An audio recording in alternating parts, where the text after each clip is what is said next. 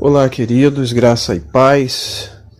Nós vamos estar comentando esta parábola de Mateus capítulo 25, do 14 ao 30, que é intitulada A Parábola dos Talentos. Depois de inúmeros anos escutando palavras sem fundamentos, com tendências de linhas, e sendo atingido por pregações coercitivas, pregações que, em vez de promover paz, ela promove apreensão, ela promove medo, ela promove preocupação.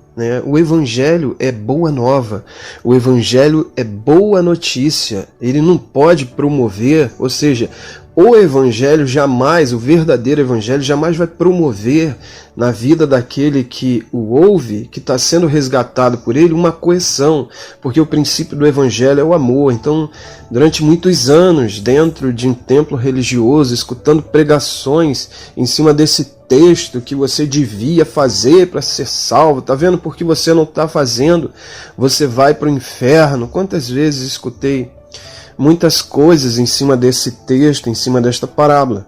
E foi após uma pregação que surgiu, eu vim para casa e com a mente tão atordoada de mais uma palavra acusativa, se conserta, senão tu vai para o inferno, como está a tua vida hoje? Jesus ficou totalmente esquecido, totalmente. O que importa é o homem e o quanto ele se consertou.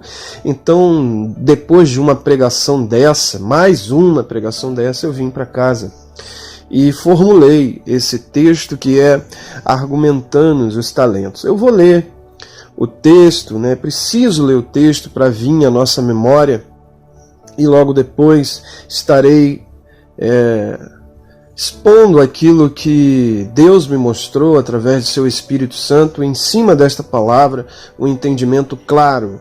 Bom, versículo 14 de Mateus capítulo 25 diz assim: porque o reino dos céus é como um homem que, partindo para longe da terra, chamou os seus servos e entregou-lhes os seus bens. E a um deu 5 talentos, e a outro 2, e a outro 1, a cada um segundo sua capacidade. E logo ausentou-se para longe. E tendo ele partido, o que tinha recebido 5 talentos, se foi e negociou com eles, e granjeou outros 5 talentos. Da mesma forma, o que tinha recebido 2, granjeou também outros 2, mas o que tinha recebido 1, foi, cavou na terra e escondeu o dinheiro do seu senhor. E depois de muito tempo veio o senhor daqueles servos e ajustou conta com eles. Então aproximou-se do que tinha recebido 5 talentos, aproximou-se dele aquele que tinha recebido 5 talentos e trouxe outros 5 talentos, dizendo: Senhor, 5 talentos me entregaste, eis aqui outros 5 talentos que ganhei com eles. E o seu senhor lhe disse: bem está, servo bom e fiel. Sobre o pouco foste fiel, sobre o muito te colocarei. Entra no gozo do teu senhor. E chegando também o que tinha recebido 2 talentos, disse: Senhor, 2 talentos me entregaste, eis aqui, ganhei outros 2 talentos sobre eles. E o seu senhor lhe disse: bem está, servo bom e fiel, sobre o pouco foste fiel, sobre o muito te colocarei, entra no gozo do teu senhor. Mas chegando também o que tinha recebido 1 talento, disse: Senhor, eu conhecia-te, que és um homem duro, que ceifas onde não semeaste, e ajuntas onde não espalhaste. Atemorizado fui e escondi o teu talento na terra, e aqui tens o que é teu. Respondendo, porém, o seu senhor lhe disse: Mau e negligente servo, sabes que ceifo aonde não semeei e ajunto aonde não espalhei. Devias então ter dado meu dinheiro aos banqueiros, e vindo eu tivesse recebido o que é meu com juros. Tirai-lhe, pois, o talento e dai o que tem 10 talentos, porque a qualquer que tiver lhe será dado, e terá em abundância, mas o que não tiver, até o que tem lhe será tirado. Lançai, pois, o servo inútil nas trevas exteriores, e ali haverá pranto e ranger de dentes. Bom, esse é o texto tão usado pelos pregadores da salvação, pelo esforço, pelas obras, pela suposta devoção humana, santificação, né, e tal. Esses pregadores amam esse texto aqui para pegar os crentezinhos que estão na igreja e incentivar eles, porque senão vai para o inferno. Então seja fiel à obra. Isso é triste, isso é uma deturpação, é uma distorção do Evangelho. E identifica claramente uma mensagem da lei, uma mensagem pregada através da lei e não uma mensagem da graça. Essa é a diferença. A ótica que nós devemos olhar os textos bíblicos hoje é uma ótica através da graça de Deus, pois não estamos na aliança da lei, mas na aliança da graça. Veja, uma pregação baseada na lei sempre apontará para a performance do crente. Essa performance inclui obras, serviços, obediência, fidelidade, consagração, santificação, etc, etc. Ela sempre exigirá justiça do pecador. Essa é a pregação baseada na lei. Uma pregação baseada na graça sempre revelará a performance de Cristo e sua obra redentora, seu amor que excede todo o entendimento. Ela revelará a graça como forma de suprir a justiça para o homem caído. Essa é a diferença entre uma pregação na lei e uma pregação na graça. Agora vamos analisar de uma forma bem rápida esse texto, né? Vamos analisar com uma ótica agora da graça e não da lei, impondo às pessoas para fazer, senão vão ser condenados. Então vamos lá. Os talentos da história são como um espelho. Serve para revelar quem nós somos, quem o servo era, como era e quem era todos os 3 servos da história. Ou seja, os talentos é como um espelho. Não foi porque o servo que ganhou 1 talento e não o granjeou que ele foi reprovado. E ele foi reprovado porque os talentos revelam quem ele é na verdade. Deus é o justo juiz e revelará pelos seus métodos a obra de cada um. Ele tem seus métodos. Veja, na Bíblia mostra os talentos. A Bíblia não pode contradizer a própria Bíblia. Existe um princípio que diz: a Bíblia interpreta a própria Bíblia. Nós somos salvos pela graça, por meio da fé. Efésios 2:8. E não pela minha performance ou performance do camarada que granjeou e não granjeou os talentos. Não, nós somos salvos pela graça. Se fosse assim, a salvação provinha do que eu faço. Ela provinha das obras, provém das obras então, e não do que Cristo fez. Entendam, amados, a salvação não é um salário que a gente recebe após ter trabalhado longos anos. A salvação é uma dádiva. Imagine um trabalhador no final do mês encontrar seu chefe e ele dizer assim: toma aqui um presente, mas ali estava o seu salário apenas. O trabalhador dirá: como assim? Isso é o meu por direito. A salvação, veja isso, queridos, a salvação não pode ser por méritos humanos, mas é o mérito de Cristo. Ela não é uma dívida que Deus contraiu com o homem, é uma dádiva. Deus dirá: quem primeiro me deu para que eu tenha que retribuir? Vejam o que diz agora Romanos 4, Versículo 4. Ora, o salário daquele que trabalha não é considerado como favor, mas como dívida.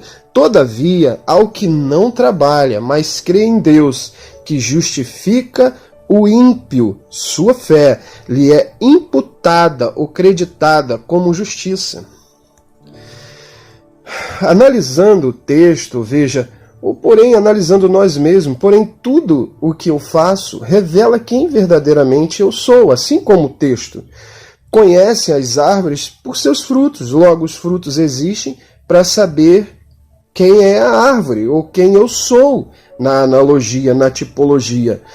O fruto não existe para a salvação. Eu não posso ser salvo pelos meus frutos, mas ele me identifica. Não pode uma árvore boa dar maus frutos, nem uma árvore má dar bons frutos. Tudo se torna claro pela origem de quem nós somos, porque nenhuma vara pode produzir frutos por si mesmo, se não estiver na videira. Então o talento foi o método usado por aquele Senhor para revelar quem verdadeiramente eram os servos. Hoje, toda boa obra que pratico é resultado do que Cristo fez em mim e por mim. Na verdade, o que Cristo fez é a causa, e o que eu sou é o efeito. O meu serviço para o Senhor é resultado de quem eu sou, daquilo que Ele fez em mim. É o efeito cuja causa é Cristo. Sou salvo e por isso pratico boas obras. Ando em santidade, tenho uma vida de piedade, por aí vai. Por que essas coisas acontecem? Porque eu fui salvo e não para ser salvo. Essas coisas me identificam. Se eu fizesse tudo isso para me salvar, de quem seria a honra? De Cristo ou minha? Tudo serviria de serviço para que eu alcançasse um salário. Ou seja, esse salário seria a salvação derivada de um serviço, não seria dádiva. Bom, note o segundo argumento que me veio na mente ao chegar em casa, assim, dolorido, peito dolorido de ouvir mais uma pregação acusativa e tendenciosa para a lei. Eu ouço várias vezes pessoas dizerem nas suas pregações assim: o servo foi reprovado por não granjear o talento, então perdeu a sua salvação. Mas eu pergunto a vocês, aonde na Bíblia diz que ele era salvo? Peguem o texto que nós lemos, Mateus capítulo 25, do 14 ao 30, aonde diz que esse servo era salvo. Não revelou, ao contrário, revelou quem realmente ele era. Veja, aquele senhor chama o servo de mau e negligente. Ele não se tornou mau por não granjear o talento, mas ele era mau e negligente. Porém, isso vem à tona com as suas atitudes. Uma árvore má. Uma pessoa não pode perder o que nunca teve. Se alguém tem algo que é para sempre, jamais perderá. Veja, Hebreus 10:14 diz assim: porquanto, eu amo esse versículo, porquanto com uma oferta aperfeiçoou por toda eternidade todos os que estão sendo santificados. Veja como é lindo esse versículo. Aperfeiçoou para sempre. Através do sacrifício de Jesus na cruz, Deus me vê como perfeito, mesmo com erros. Entendam esse mistério. Os olhos do sumo sacerdote estavam sobre o cordeiro no Antigo Testamento e não no pecador. Um cordeiro era trazido. Os olhos do sumo sacerdote estavam no cordeiro e não no pecador. Se o cordeiro fosse aceito, o pecador era aceito. A justiça passava para o homem. Os olhos de Deus, ao me ver, contempla seu Filho amado, e por isso, mesmo com todas as minhas imperfeições, Deus me vê muito amado por causa do Cordeiro. Aleluia. Mas o versículo diz: de uma vez por todas, para sempre, a salvação não pode ser hipotética, baseada no que faço, mas ela é um fato consumado para sempre. Aleluia. Aperfeiçoou é tempo passado. Veja, perfeito para sempre. Isto foi na cruz. Aquele que recebe este sacrifício do Senhor Jesus tem um novo nascimento. Isso é tempo passado, isso é um fato passado. Veja, nossa morte ficou no passado, nossos pecados ficaram no passado. Veja agora, estão sendo santificados. Hebreus 10:14. O final do versículo: em que tempo está? Gerúndio, ou seja, presente contínuo. O que a Escritura afirma é: nos salvou no passado e continua nos santificando no presente, para entendermos que a santificação é efeito cuja causa é a salvação.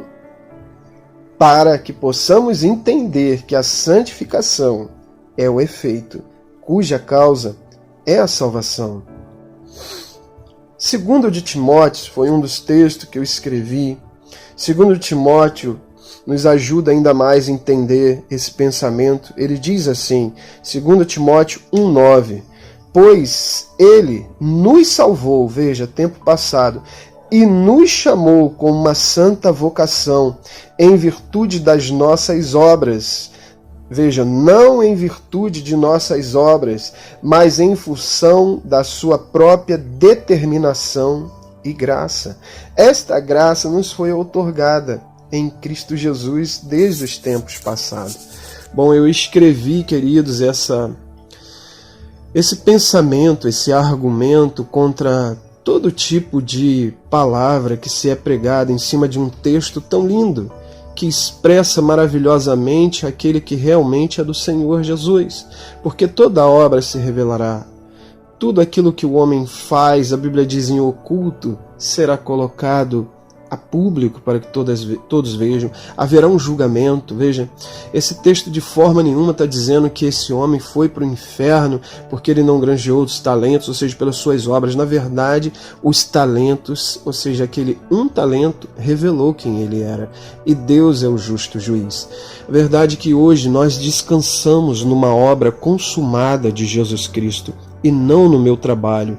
Essa obra consumada vai gerar em mim trabalho, vai gerar em mim obediência a Cristo, vai gerar em mim contrições, quebrantamentos, arrependimentos, ou seja, uma vida de piedade ao longo da vida. Mas nada dessas coisas podem me salvar. O que me salvou o tempo passado foi o sacrifício perfeito do meu Senhor Jesus Cristo. Que Deus te abençoe em Cristo Jesus. Amém e amém.